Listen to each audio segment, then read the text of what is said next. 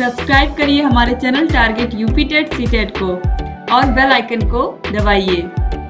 Hello friends, मैं रेनू स्वागत करती हूँ आप सभी भावी अध्यापक एवं अध्यापिकाओं का आपके अपने channel target UP TET CTET में। दोस्तों, आपके फर्स्ट पेपर का यहाँ पर हम सोल्यूशन देखने वाले हैं। आपके सेकंड सेमेस्टर का फर्स्ट पेपर वर्तमान भारतीय समाज एवं प्रारंभिक शिक्षा के सोल्यूशन को यहाँ पर हम देखने जा रहे हैं। तो चलिए देखते हैं क्वेश्चन नंबर 1 से।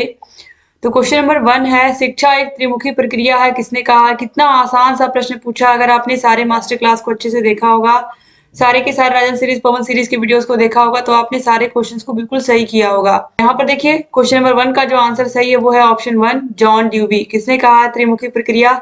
त्रिमुखी का मतलब क्या है? टीचर, स्टूडेंट और करिकुलम यानी कि पाठ्यक्रम।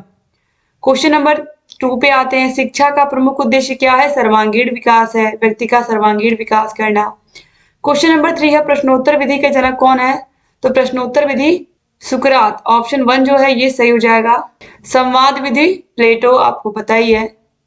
इसके बाद आगे आते हैं क्वेश्चन नंबर 4 पे, शिक्षण को रोचक एवं प्रभावशाली बना देती है चित्रकला, विज्ञान, शिक्षण में प्रयुक्त युक्तियां या लेखन कला। दोस्तों राइट आंसर है शिक्षण में प्रयुक्त युक्तियां या शिक्षण विधियां। तो ऑप्शन 3 जो है सही हो जाएगा। क्वेश्चन नंबर 5 है, बुनियादी शिक्षा किस दार्शनिक से संबंधित है? तो बुनियादी शिक्षा के जनक कौन है? महात्मा गांधी। तो यहाँ पर ऑप्शन 4 जो है महात्मा गांधी सही हो जाएगा। क्वेश्चन नंबर 6 है, विश्व जल दिवस कब मनाते हैं? तो विश्व जल दिवस हम मनाते हैं 22 मार्च को। ऑप्शन 3 जो है ये सही हो जाएगा। क्वेश्चन नंबर 7 है, पाठशाला को बाग, शिशु को पौधा और शिक्षक को माली किसने कहा है? तो फ्रॉबेल ने कहा है। फ्रॉबेल ही किंडरगार्टन पद्धति के जन्मदाता। ये सारे के सारे क्वेश्चन आप लोगों को मैंने पढ़ाया है ऑलरेडी, चाहे राजन सीरीज हो, पवन सीरीज हो, और आप लोगों के मास्टर क्लास को अगर आपने पूरा देखा होगा तो ये सारे क्वेश्चन आपको बिल्कुल रटे हुए होंगे। देखिए क्वेश्चन नंबर 8 भी पूछा हुआ क्वेश्चन है बार बार, दिवा स्वप्न के लेखक कौन है? गिजू भाई बधेका। ये सब मैंने सुपर फास्ट रिवीजन में आप लोगों को करवाया था अभी कल। क्वेश्चन नंबर 9 पे आते हैं, घर पर दी जाने वाली शिक्षा अनौपचारिक शिक्षा कहलाती है। मैंने बार बार आपको कहा है, अगर घर पर कोई शिक्षा दे रहा बच्चे को, चाहे उसके उसके अपने घर के उसके बुजुर्ग हो, उसके दादी हो, उसके चाचा हो, उसकी चाची हो, उस बच्चे के, या उसके आस पड़ोस के लोग हो, ये सब जो शिक्षा देते हैं वो अनौपचारिक शिक्षा कहलाती है। क्वेश्चन नंबर 10 है, प्रत्येक वस्तु जो प्राकृतिक है, अच्छी है, परंतु मनुष्य के हाथों में आकर खराब हो जाती है, यह किसने कहा है? तो राइट आंसर है रूसो। रूसो बिल्कुल राइट आंसर है। इसके बाद हम आगे बढ़ेंगे क्वेश्चन नंबर 11 पर, प्रोजेक्ट पद्धति किस दर्शन की प्रमुख विधि मानी जाती है? तो प्रोजेक्ट विधि किलपैट्रिक इसके जन्मदाता माने जाते हैं और यह प्रयोजनवाद विधि की देन मानी जाती है। ऑप्शन 4 सही हो जाएगा। क्वेश्चन नंबर 12 पे आते हैं, मूल प्रवृत्ति सिद्धांत किस दर्शन पर आधारित है? जो मूल प्रवृत्ति सिद्धांत है यह किस दर्शन पर आधारित है? दोस्तों देखिए, जो मूल प्रवृत्ति होती है वो व्यक्ति का प्राकृतिक यानी कि वास्तविक व्यवहार होता है। जो उसकी मूल प्रवृत्ति होती है, उसका व्यवहार होता है वो नेचुरल होता है। तो इस आधार पर यहाँ पर दोस्तों प्रकृतिवाद भी सही होगा और यहाँ पर देखिए यथार्थ होगा। यथार्थवाद का मतलब कि जो हमारी मूल प्रवृत्तियां होती हैं कभी कभी हमारे आसपास के अनुभव, आसपास की वस्तुओं पर भी निर्भर करती हैं। तो यहाँ पर इसीलिए ऑप्शन 1 और ऑप्शन 3 इन्हीं दोनों में से दोस्तों कोई ना कोई सही होगा। आदर्शवाद और सांख्य दर्शन ये तो बिल्कुल नहीं होगा। तो आप लोग कमेंट करिएगा कि आपने इन दोनों में से कौन सा ऑप्शन सही लगाया है। ठीक है। इसके बाद क्वेश्चन नंबर 3 पे आते हैं, मूल्य हमारे व्यवहार को क्या करते हैं? तो दर्शित भी करते हैं, प्रेरित भी करते हैं और नियंत्रित भी करते हैं। मूल्य सत्य, सत्यता, ईमानदारी, कर्तव्य निष्ठा, ये सब क्या है? हमारे मानव मूल्य है। तो ऑप्शन 4 जो है उपयुक्त सभी ये राइट आंसर हो जाएगा। क्वेश्चन नंबर 14 है, मकतब शब्द किस स्तर की शिक्षा से संबंधित है? प्राथमिक स्तर, माध्यमिक स्तर, उच्च स्तर या फिर उपयुक्त सभी? तो जो मकतब शब्द है यह प्राथमिक स्तर की शिक्षा से संबंधित है। मकतब के बाद फिर बच्चे मदरसे में पढ़ने जाते हैं। क्वेश्चन नंबर 15 है, आदर्शवाद का श्रेष्ठ योगदान किस क्षेत्र में है? तो उद्देश्य में। ऑप्शन 2 जो है ये सही हो जाएगा। इसके बाद क्वेश्चन नंबर 16, यहाँ से अति लघु उत्तरीय क्वेश्चन स्टार्ट होते हैं। रूसो का जन्म कब और कहाँ हुआ था? दोस्तों रूसो का जन्म 1712 में यानी कि 28 जून 1712 को जिनेवा में हुआ था। ठीक है, याद रखिएगा कब? 1712 ईस्वी में जिनेवा में हुआ था। डेट भी यहाँ पर आप लिख सकते हो 28 जून 1712 ईस्वी में जिनेवा में हुआ था। यही पूछा ही है कि कब और कहाँ हुआ था। क्वेश्चन नंबर 17 है, सत्यम शिवम सुंदरम किस दर्शन पर आधारित वाक्य है? तो दोस्तों ये आदर्शवाद पर आधारित है, सत्यम शिवम और सुंदरम। याद रखिएगा बस यहाँ पर सिंपल हमें किस दर्शन के ऊपर, बस यहाँ पर आदर्शवाद दर्शन के आधार पर आधारित है, यही लिख देना था। क्वेश्चन नंबर 18 पूछा है, वैश्विक तापमान से आप क्या समझते हैं? बहुत ही आसान सा प्रश्न पूछा है। आपको पता है कि किस तरीके से आज के समय में हमारे पूरे विश्व की बात अगर हम करें तो सब जगह पर कितना ज्यादा पॉल्यूशन है, चाहे वो गाड़ियों से निकलने वाले धुएं हो या फिर बड़ी बड़ी फैक्ट्रियों से निकलने वाले धुएं हो। इनकी वजह से जो हमारी पृथ्वी है, इसका तापमान लगातार बढ़ता जा रहा है और इससे आप देखो हर साल गर्मी जो है वो बढ़ती जा रही है। तो इससे यहाँ पर यही पूछा है कि आप वैश्विक तापमान से क्या समझते हैं, तो आपको यही सारी चीजें इसमें लिखनी थी कि इससे हमारे पृथ्वी का तापमान बढ़ रहा है, जो कि हमारे लिए बहुत अच्छी बात नहीं है और इससे बहुत प्रकार के रोग भी व्यक्तियों को लग रहे हैं। यही सारी बातें आपको लिखनी थी, चूंकि ये 1 नंबर का तो बहुत बड़ा नहीं लिखना था। फिर है मूल्य का क्या अर्थ है, किसी विद्वान की परिभाषा दीजिए। दोस्तों देखिए, मूल्य का जो अर्थ होता है, आपको पता है कि इसको इंग्लिश में हम क्या कहते हैं, वैल्यू कहते हैं। और वैल्यू शब्द की हिंदी क्या होती है, किसी वस्तु की उपयोगिता। तो भारतीय धर्म ग्रंथों में भी मूल्य के स्थान पर शील शब्द का बार बार प्रयोग हुआ है। दूसरे शब्दों में हम ये भी कह सकते हैं कि मूल्य एक प्रकार का मानक है। विभिन्न विद्वानों ने जो मूल्य है इसके विभिन्न प्रकार बताए हैं या विभिन्न प्रकार से इसको परिभाषित किया है। दोस्तों यहाँ पर हम अगर अर्बन की परिभाषा देखें तो अर्बन ने कहा है कि मूल्य वह है जो मानव इच्छाओं की तुष्टि कर सके। ठीक है। इसके अलावा दोस्तों एक परिभाषा और है काने की, जो कि इस प्रकार है, मूल्य वे आदर्श, विश्वास या प्रतिमान हैं जिनको एक समाज या समाज के अधिकांश सदस्यों ने ग्रहण कर लिया है। ठीक है। अब इसके बाद चलिए आगे बढ़ते हैं हम, और यहाँ पर आपको पता ही है कि कौन कौन से मूल्य होते हैं। तो सत्यता, ईमानदारी, आत्मसंयम, आत्मनियंत्रण, समाज सेवा, देशभक्ति, स्वच्छता, शुद्धता, ये सब क्या है, ये सब हमारे मूल्य हैं, मानवीय मूल्य है। क्वेश्चन नंबर 20 है, पर्यावरण शब्द किन 2 शब्दों से मिलकर बना है? तो परिधन, आवरण। परि का मतलब होता है चारों ओर और आवरण का मतलब होता है ढका हुआ। ठीक है। इन्हीं से मिलकर के, इन्हीं 2 शब्दों से मिलकर के बना हुआ है पर्यावरण शब्द। फिर है स्वामी विवेकानंद जी के बचपन का क्या नाम था? दोस्तों स्वामी विवेकानंद जी के बचपन का नाम था नरेंद्र नाथ दत्त। तो विश्व जनसंख्या दिवस हम मनाते हैं 11 जुलाई को। कब मनाते हैं? 11 जुलाई को मनाते हैं। क्वेश्चन नंबर 23 पूछा, शिक्षा के सार्वभौमिकरण का क्या अर्थ है? दोस्तों सारे के सारे क्वेश्चन जितने भी आप देख रहे हो, मैक्सिमम क्वेश्चन जो मैंने पढ़ाए थे, चाहे अगर आपने मास्टर क्लास पढ़ा होगा, अगर राजन सीरीज, पवन सीरीज के सारे क्वेश्चंस को सॉल्व किया होगा, तो बहुत ही आसानी से आपने सारे के सारे क्वेश्चन पेपर्स को अच्छे से कर लिया होगा। शिक्षा के सार्वभौमिकरण का क्या अर्थ है? तो शिक्षा के, जहां पर भी सार्वभौमिकरण आ गया, इसका ये मतलब है कि समाज के सभी वर्ग के लोगों को वह समान रूप से मिलेगी। तो जो शिक्षा है, 6 से लेकर के 14 वर्ष तक के बालकों की शिक्षा निःशुल्क और अनिवार्य है, यानी कि 6 से लेकर के 14 वर्ष तक के बच्चों को, चाहे वह किसी भी जाति, वर्ग, धर्म, लिंग से आते हो, सभी को शिक्षा समान रूप से मिलेगी। ठीक है। यानी कि किसी निश्चित स्तर तक कोई चीज समाज के हर वर्ग तक के व्यक्तियों को मिल रही है, तो यही क्या होगा? शिक्षा का सार्वभौमिकरण। फिर देखिए इसके बाद क्वेश्चन नंबर 24 है, बौद्ध शिक्षा क्या है? दोस्तों बौद्ध काल में जो शिक्षा थी वो मनुष्य के सर्वांगीण विकास का एक साधन थी, और इसका उद्देश्य मात्र पुस्तकीय ज्ञान प्राप्त करना नहीं था, बल्कि मनुष्य का सर्वांगीण विकास करना था, उसके स्वभाव का विकास करना था, या फिर ये कहें कि उसको किस तरीके से समाज में लोगों से व्यवहार करना है, ये भी सिखाना था। और बौद्ध युग में शिक्षा व्यक्ति के शारीरिक, मानसिक, बौद्धिक तथा आध्यात्मिक उत्थान का प्रमुख माध्यम थी। बस यही आपको लिखना था, जो कि 1 नंबर का प्रश्न है। फिर है शिक्षा के सामान्य उद्देश्य बताइए। दोस्तों जो शिक्षा है, आपको बस ऐसे नंबरिंग करके 1 2 3 करके लिखना था।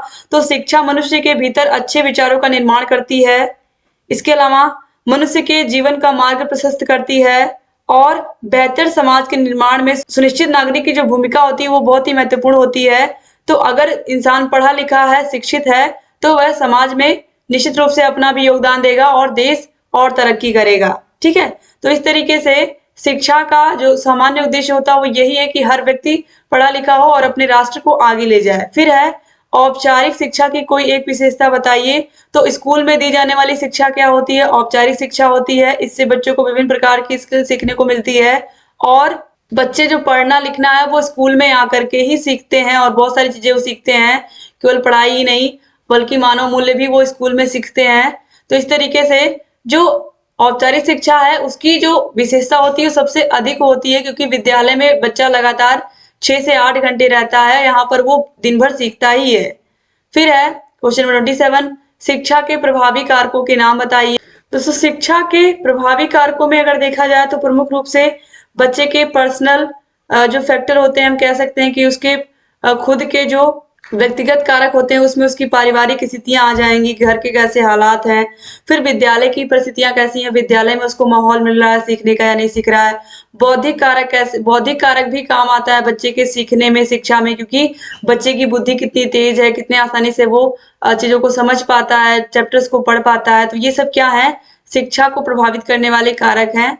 इसके बाद देखिए जनसंचार के 4 साधनों के नाम बताइए, तो यहाँ पर हमको टेलीविजन लिख देना था, टेलीविजन, इसके अलावा टेप रिकॉर्डर, इसके अलावा कंप्यूटर और रेडियो। तो ये जनसंचार के साधन हो गए। फिर है प्रदूषण का अर्थ लिखते हुए इसके प्रकारों का नाम बताइए। तो प्रदूषण आप सभी को पता है जिसकी वजह से हमारा जल, हमारा थल, हमारा वायु प्रदूषित हो रहा है, वही क्या है, प्रदूषण है। और जो प्रदूषण है वो उसके प्रकारों के नाम भी लिखने हैं। तो यहाँ पर जल प्रदूषण, मृदा प्रदूषण, वायु प्रदूषण, इन्हीं के नाम यहाँ पर आपको लिख देने थे। फिर देखिए है क्वेश्चन नंबर 30, टैगोर को किस धारणा में विश्वास था। दोस्तों जो टैगोर थे यह आदर्शवाद को भी मानते थे और यह प्रकृतिवाद को भी मानते थे। तो यहाँ पर आप दोनों ही लिख सकते हैं।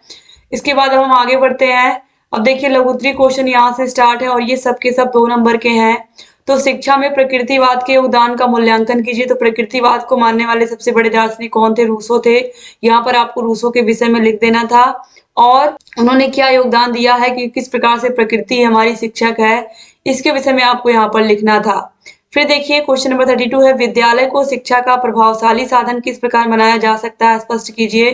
तो विद्यालय में आकर के ही बच्चे शिक्षा ग्रहण करते हैं। इसका सबसे अच्छा एग्जाम्पल आप लोगों ने देख ही लिया कि कोविड-19 में जब स्कूल नहीं खुले हुए थे तो बच्चों की पढ़ाई घर पर किस प्रकार हो पा रही थी। एक पर्टिकुलर जगह पर जा करके बच्चे वहां पर बैठ करके बहुत कुछ सीखते हैं। तो इसलिए विद्यालय बिल्कुल प्रभावशाली साधन ही है और इसको और अच्छा प्रभावशाली हम बना सकते हैं। इसके लिए हम और प्रयास कर सकते हैं। यहाँ पर यही चीजें कही गई हैं। इसके लिए हम बच्चों के लिए खेल की व्यवस्था कर सकते हैं, बच्चों को और अधिक संसाधन उपलब्ध करा सकते हैं जिससे बच्चे और सीखें स्कूलों में। फिर देखिए जलवायु परिवर्तन से आप क्या समझते हैं। तो यहाँ पर भी वही चीज है कि इस तरीके से पॉल्यूशन बढ़ रहा है, जिस प्रकार से प्रदूषण बढ़ रहा है उसका असर हमारे जलवायु परिवर्तन पर स्पष्ट रूप से पड़ रहा है। यहाँ पर हमें वही लिखना है, जो पॉल्यूशन हम कर रहे हैं उसका नतीजा जलवायु परिवर्तन से हमें भुगतना पड़ रहा है। कि कभी भी किसी भी मौसम में आप देखो बारिश हो जा रही है, ठंड के टाइम पे ठंड पड़ ही नहीं रही है।